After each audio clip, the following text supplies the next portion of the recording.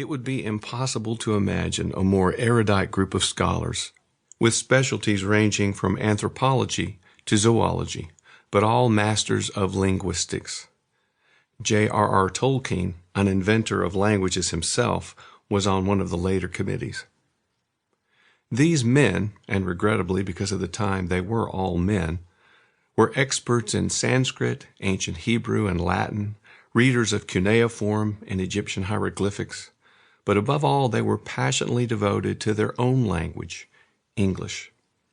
The first committee estimated that the project would take no more than 10 years to complete and would fill 4 volumes. In reality, the dictionary was initially completed in 1928, over 80 years after the first proposals were made, and instead of 4 volumes, it covered 40. I refer to it being initially completed because the fact is it never was finished and never will be. The editors of what would come to be known as the Oxford English Dictionary realized that since language is always growing, changing, and adapting, no dictionary is ever finished. The fact that the greatest linguistic minds of the day could so monumentally underestimate such a task hints at the complexity I mentioned above, not just of the English language, but of language itself. We can theorize about words and how they work. We can task the greatest minds with listening and outlining and defining them.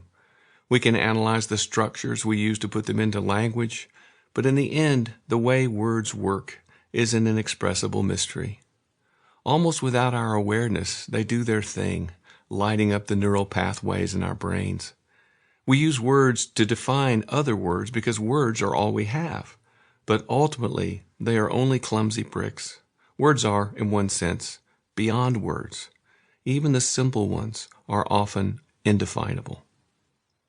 Indefinable words, words that require paragraphs and parables to provide even a hint of all they might possibly mean.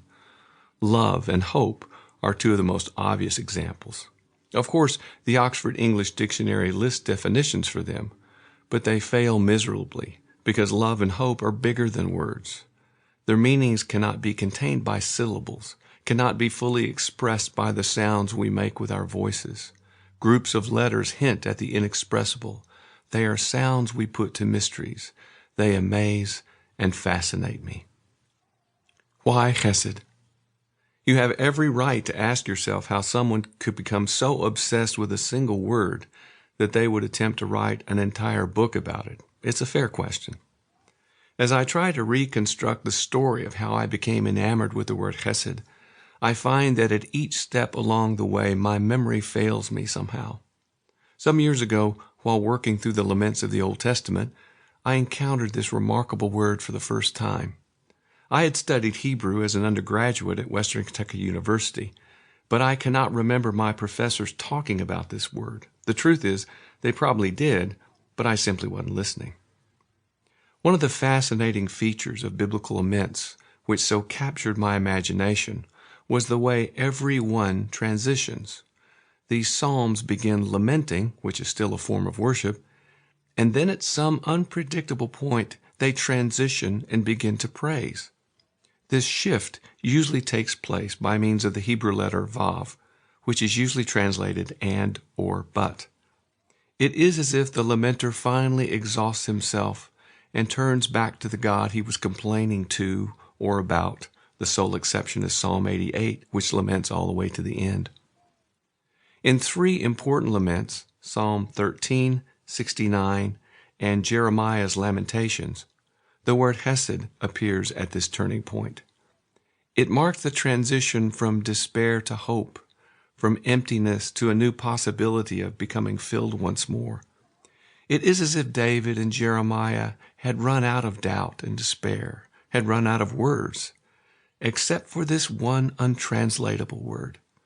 They could not exhaust its bottomless supply of hope, and by grace it rose to the surface of their lament, transforming it to praise.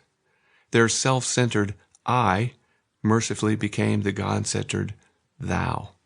The pain and frustration and anger were not wiped away, but were rather transformed by entering the world of this untranslatable 3-letter, 2-syllable word.